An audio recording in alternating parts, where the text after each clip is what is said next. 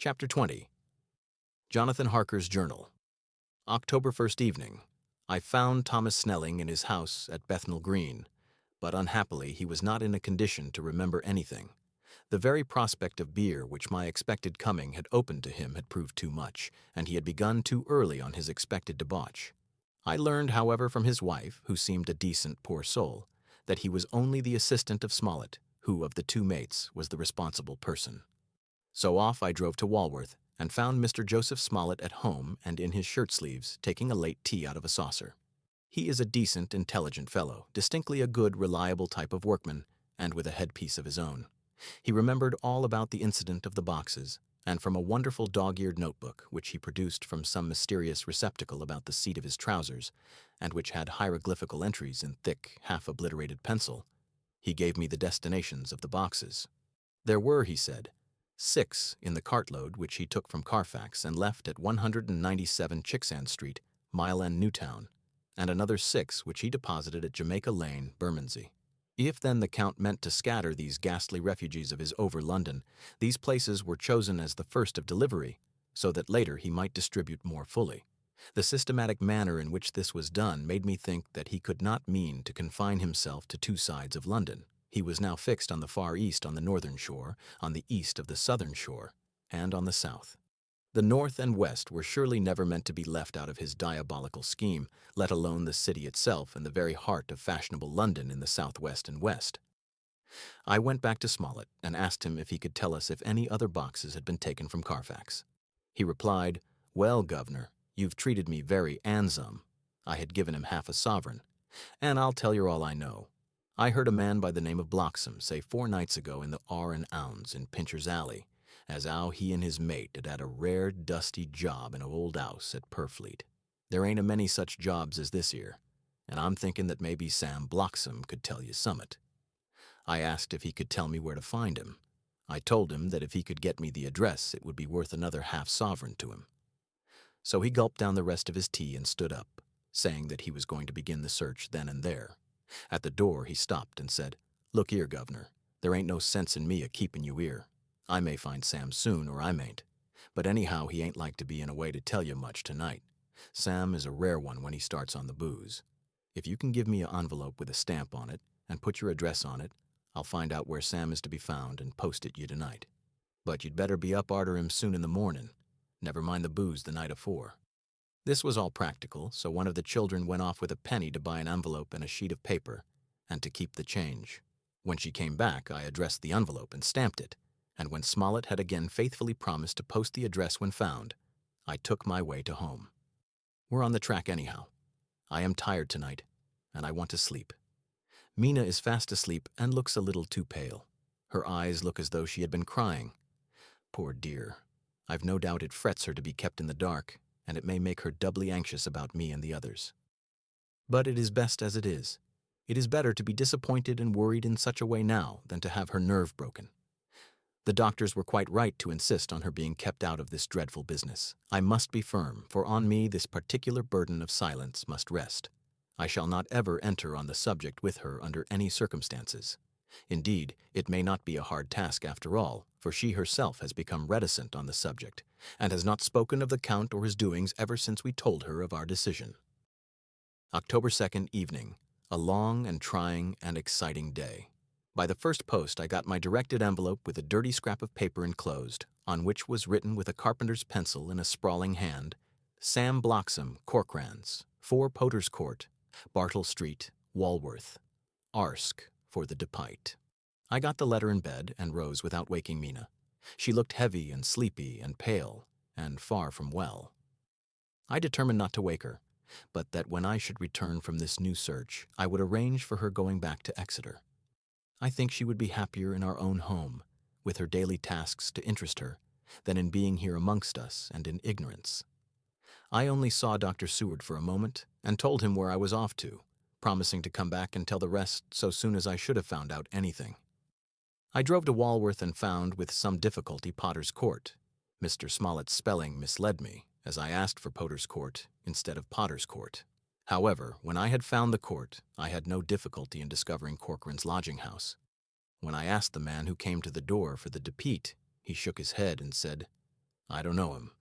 There ain't no such a person here. I never heard of him in all my bloomin' days. Don't believe there ain't nobody of that kind livin' here or anywheres.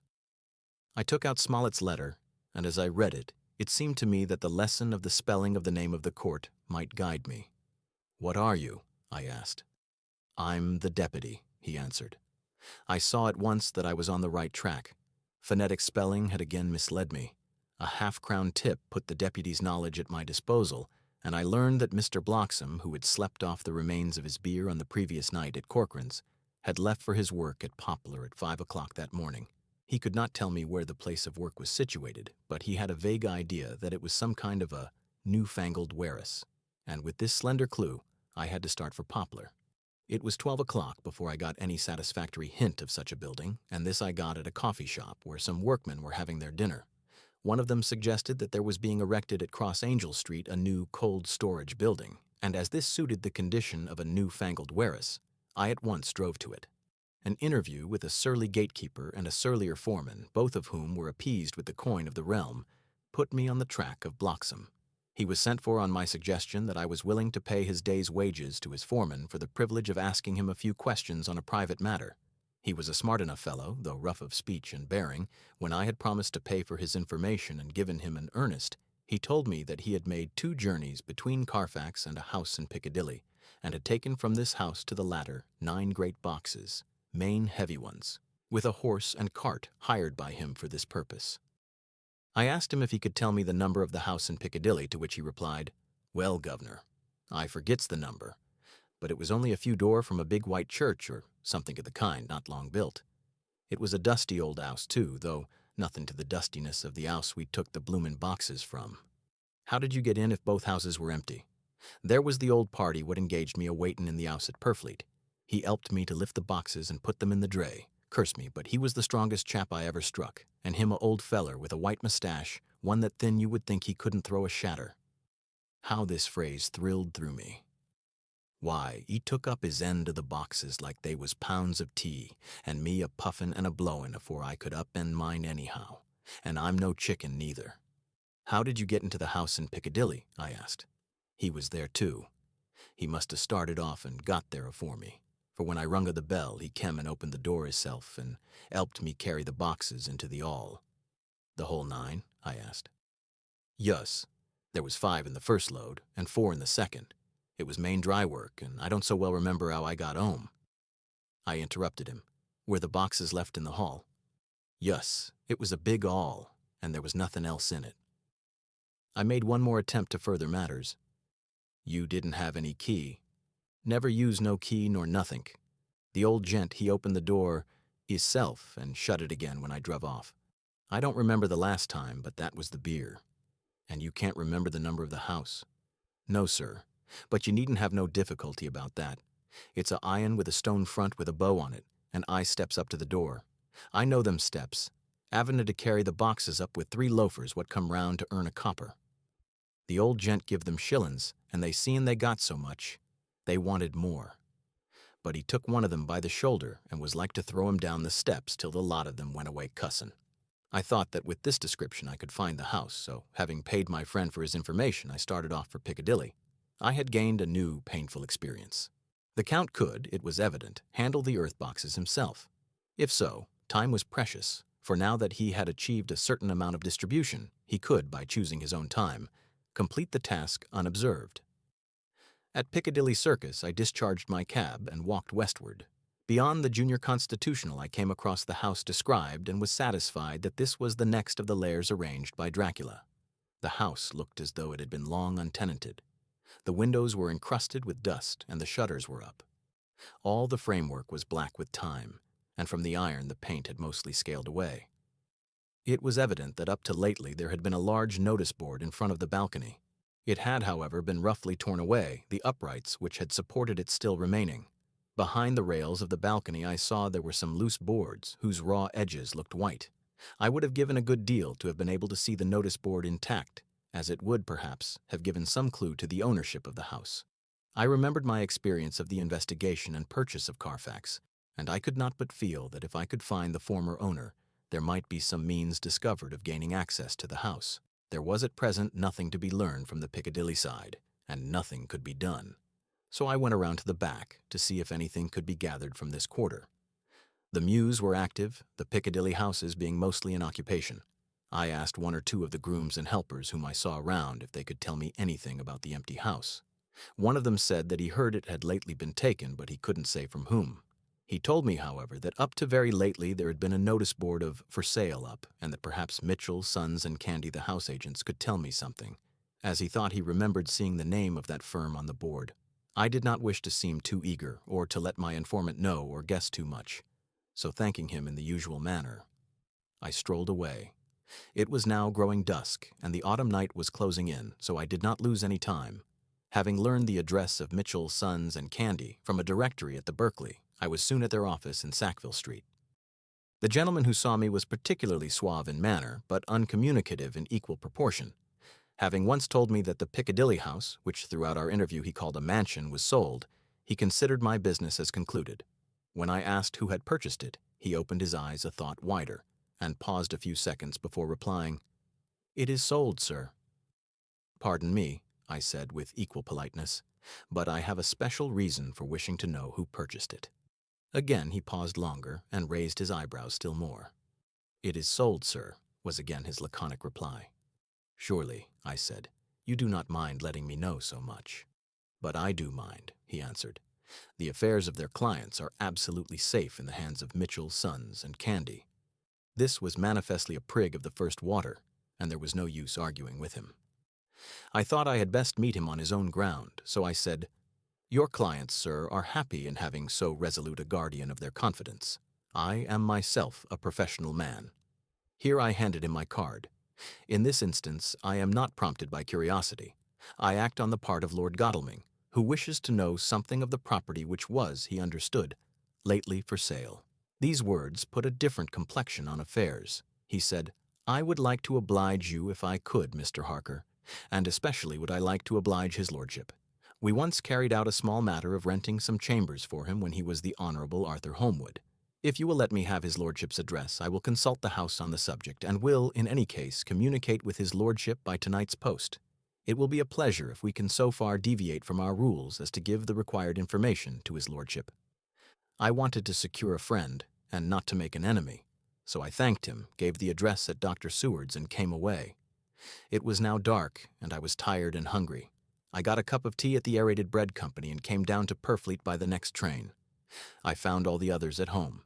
Mina was looking tired and pale, but she made a gallant effort to be bright and cheerful. It wrung my heart to think that I had had to keep anything from her, and so caused her inquietude. Thank God! This will be the last night of her looking on at our conferences and feeling the sting of our not showing our confidence. It took all my courage to hold to the wise resolution of keeping her out of our grim task.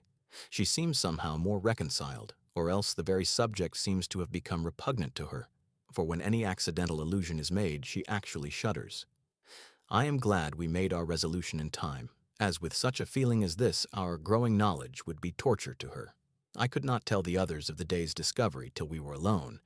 So after dinner, followed by a little music to save appearances even amongst ourselves, I took Mina to her room and left her to go to bed.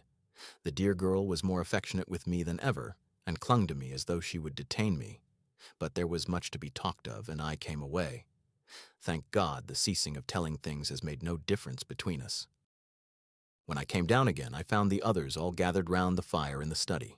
In the train, I had written my diary so far, and simply read it off to them as the best means of letting them get abreast of my own information. When I had finished, Van Helsing said, "This has been a great day's work, friend Jonathan. Doubtless we are on the track of the missing boxes.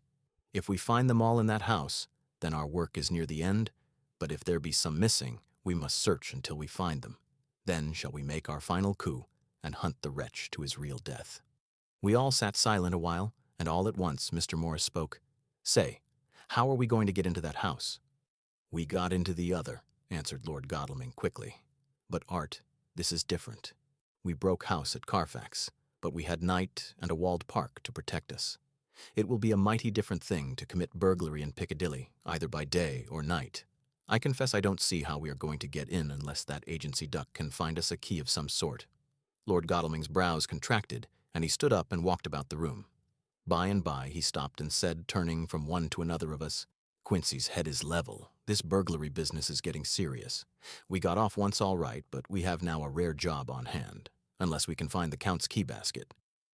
As nothing could well be done before morning, and as it would be at least advisable to wait till Lord Godalming should hear from Mitchell's, we decided not to take any active step before breakfast time. For a good while we sat and smoked, discussing the matter in its various lights and bearings. I took the opportunity of bringing this diary right up to the moment. I am very sleepy and shall go to bed. Just a line. Mina sleeps soundly, and her breathing is regular. Her forehead is puckered up into little wrinkles, as though she thinks even in her sleep. She is still too pale, but does not look so haggard as she did this morning. Tomorrow will, I hope, mend all this. She will be herself at home in Exeter. Oh, but I am sleepy. Dr. Seward's Diary. October 1st. I am puzzled afresh about Renfield. His moods change so rapidly that I find it difficult to keep touch of them, and as they always mean something more than his own well-being, they form a more than interesting study. This morning, when I went to see him after his repulse of Van Helsing, his manner was that of a man commanding destiny. He was, in fact, commanding destiny subjectively. He did not really care for any of the things of mere earth. He was in the clouds and looked down on all the weaknesses and wants of us poor mortals. I thought I would improve the occasion and learn something. So I asked him, "What about the flies these times?" He smiled on me in quite a superior sort of way, such a smile as would have become the face of Malvolio, as he answered me, "The fly, my dear sir, has one striking feature. Its wings are typical of the aerial powers of the psychic faculties. The ancients did well when they typified the soul as a butterfly." I thought I would push his analogy to its utmost logically, so I said quickly, "Oh, it is a soul you are after now, is it?" His madness foiled his reason, and a puzzled look spread over his face as, shaking his head with a decision which I had but seldom seen in him, he said, oh no, I want no souls. Life is all I want." Here he brightened up. "I am pretty indifferent about it at present. Life is all right. I have all I want. You must get a new patient, doctor, if you wish to study zoophagy." This puzzled me a little, so I drew him on.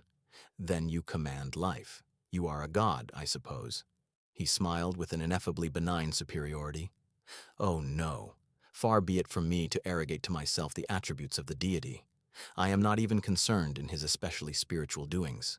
If I may state my intellectual position, I am, so far as concerns things purely terrestrial, somewhat in the position which Enoch occupied spiritually. This was a poser to me. I could not at the moment recall Enoch's appositeness, so I had to ask a simple question, though I felt that by so doing I was lowering myself in the eyes of the lunatic. And why with Enoch? Because he walked with God. I could not see the analogy, but did not like to admit it, so I harked back to what he had denied. "So you don't care about life and you don't want souls. Why not?" I put my question quickly and somewhat sternly, on purpose to disconcert him. The effort succeeded. For an instant he unconsciously relapsed into his old servile manner, bent low before me, and actually fawned upon me as he replied, "I don't want any souls. Indeed, I don't. I couldn't use them if I had them. They would be no manner of use to me. I couldn't eat them or—" He suddenly stopped, and the old cunning look spread over his face, like a wind sweep on the surface of the water. "And doctor, as to life, what is it after all? When you've got all you require and you know that you will never want, that is all. I have friends, good friends, like you, Dr. Seward." This was said with a leer of inexpressible cunning. "I know that I shall never lack the means of life." I think that through the cloudiness of his insanity he saw some antagonism in me, for he at once fell back on the last refuge of such as he, a dogged silence. After a short time I saw that for the present it was useless to speak to him. He was sulky, and so I came away. Later in the day he sent for me. Ordinarily I would not have come without special reason, but just at present I am so interested in him that I would gladly make an effort. Besides, I am glad to have anything to help pass the time. Harker is out, following up clues, and so are Lord Godalming and Quincy. Van Helsing sits in my study poring over the record prepared by the Harkers. He seems to think that by accurate knowledge of all details, he will light up on some clue. He does not wish to be disturbed in the work without cause. I would have taken him with me to see the patient, only I thought that after his last repulse he might not care to go again.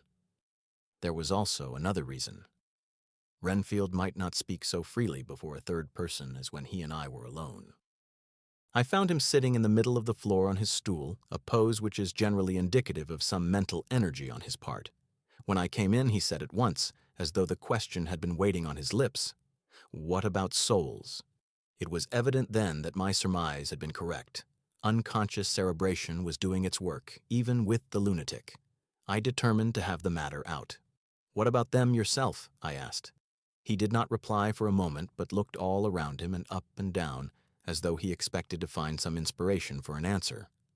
"I don't want any souls," he said in a feeble, apologetic way. The matter seemed preying on his mind, and so I determined to use it. To be cruel only to be kind. So I said, "You like life, and you want life." "Oh yes, but that is all right. You needn't worry about that." "But," I asked, "how are we to get the life without getting the soul also?" This seemed to puzzle him, so I followed it up. "A nice time you'll have some time when you're flying out here, with the souls of thousands of flies and spiders and birds and cats buzzing and twittering and moaning all around you. You've got their lives, you know, and you must put up with their souls." Something seemed to affect his imagination, for he put his fingers to his ears and shut his eyes, screwing them up tightly just as a small boy does when his face is being soaped. There was something pathetic in it that touched me. It also gave me a lesson, for it seemed that before me was a child, only a child, though the features were worn and the stubble on the jaws was white. It was evident that he was undergoing some process of mental disturbance, and knowing how his past moods had interpreted things seemingly foreign to himself, I thought I would enter into his mind as well as I could and go with him. The first step was to restore confidence, so I asked him, speaking pretty loud so that he would hear me through his closed ears, "Would you like some sugar to get your flies around again?" He seemed to wake up all at once and shook his head. With a laugh, he replied, "Not much. Flies are poor things, after all." After a pause, he added, "But I don't want their souls buzzing round me all the same." "Or spiders," I went on. "Blow spiders. What's the use of spiders? There isn't anything in them to eat, or—" He stopped suddenly as though reminded of a forbidden topic. So, I thought to myself, this is the second time he has suddenly stopped at the word drink. What does it mean? Renfield seemed himself aware of having made a lapse, for he hurried on as though to distract my attention from it. "I don't take any stock at all in such matters. Rats and mice and such small deer, as Shakespeare has it, chicken feed of the larder they might be called. I'm past all that sort of nonsense. You might as well ask a man to eat molecules with a pair of chopsticks as to try to interest me about the less carnivora, when I know of what is before me." "I see," I said. "You want big things that you can make your teeth meet in? How would you like to breakfast on an elephant? What ridiculous nonsense you are talking." He was getting too wide awake, so I thought I would press him hard. "I wonder," I said reflectively, "what an elephant's soul is like." The effect I desired was obtained, for he at once fell from his high horse and became a child again. "I don't want an elephant's soul, or any soul at all," he said. For a few moments he sat despondently. Suddenly he jumped to his feet with his eyes blazing and all the signs of intense cerebral excitement. "To hell with you and your souls," he shouted. "Why do you plague me about souls? Haven't I got enough to worry and pain to distract me already without thinking of souls?" He looked so hostile that I thought he was in for another homicidal fit, so I blew my whistle. The instant, however, that I did so, he became calm and said apologetically, "Forgive me, doctor. I forgot myself. You do not need any help. I am so worried in my mind that I am apt to be irritable. If you only knew the problem I have to face and that I am working out, you would pity and tolerate and pardon me. Pray do not put me in a strait waistcoat.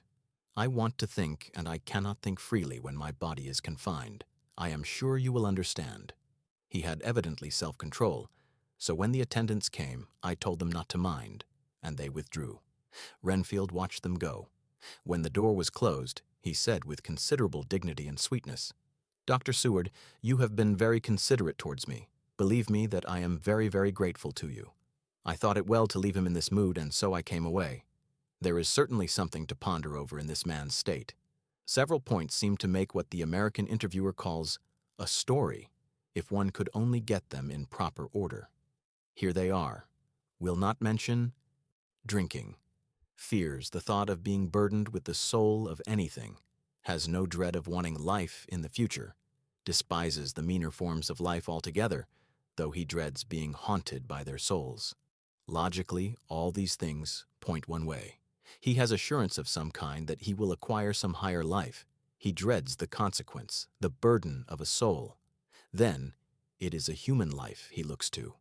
And the assurance, merciful God. The Count has been to him, and there is some new scheme of terror afoot. Later, I went after my round to Van Helsing and told him my suspicion. He grew very grave, and after thinking the matter over for a while, asked me to take him to Renfield. I did so. As we came to the door, we heard the lunatic within singing gaily, as he used to do in the time which now seems so long ago. When we entered, we saw with amazement that he had spread out his sugar as of old. The flies, lethargic with the autumn, were beginning to buzz into the room. We tried to make him talk of the subject of our previous conversation, but he would not attend. He went on with his singing, just as though we had not been present. He had got a scrap of paper and was folding it into a notebook. We had to come away as ignorant as we went in. His is a curious case indeed. We must watch him tonight. Letter, Mitchell, Sons and Candy, to Lord Godalming. 1st October. My lord, we are at all times only too happy to meet your wishes. We beg, with regard to the desire of your lordship expressed by Mr. Harker on your behalf, to supply the following information concerning the sale and purchase of number 347 Piccadilly. The original vendors are the executors of the late Mr. Archibald Winter Suffield. The purchaser is a foreign nobleman, Count de Ville, who effected the purchase himself, paying the purchase money in notes over the counter, if your lordship will pardon us using so vulgar an expression. Beyond this, we know nothing whatever of him. We are, my lord, your lordship's humble servants, Mitchell, Sons and Candy. Dr. Seward's diary.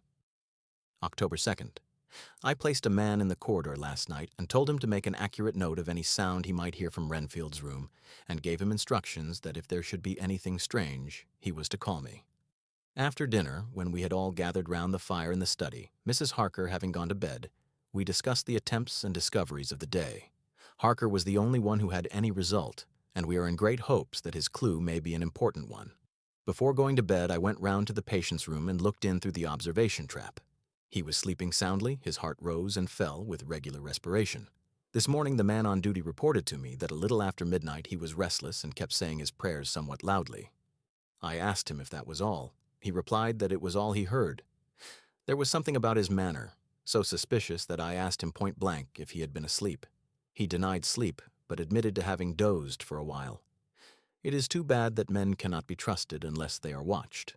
Today Harker is out following up his clue, and Art and Quincy are looking after horses. Godalming thinks that it will be well to have horses always in readiness, for when we get the information which we seek, there will be no time to lose. We must sterilize all the imported earth between sunrise and sunset. We shall thus catch the Count at his weakest, and without a refuge to fly to. Van Helsing is off to the British Museum looking up some authorities on ancient medicine. The old physicians took account of things which their followers do not accept, and the professor is searching for witch and demon cures which may be useful to us later. I sometimes think we must be all mad, and that we shall wake to sanity in strait waistcoats. Later. We have met again. We seem at last to be on the track, and our work of tomorrow may be the beginning of the end. I wonder if Renfield's quiet has anything to do with this. His moods have so followed the doings of the Count that the coming destruction of the monster may be carried to him some subtle way. If we could only get some hint as to what passed in his mind, between the time of my argument with him today and his resumption of fly-catching, it might afford us a valuable clue.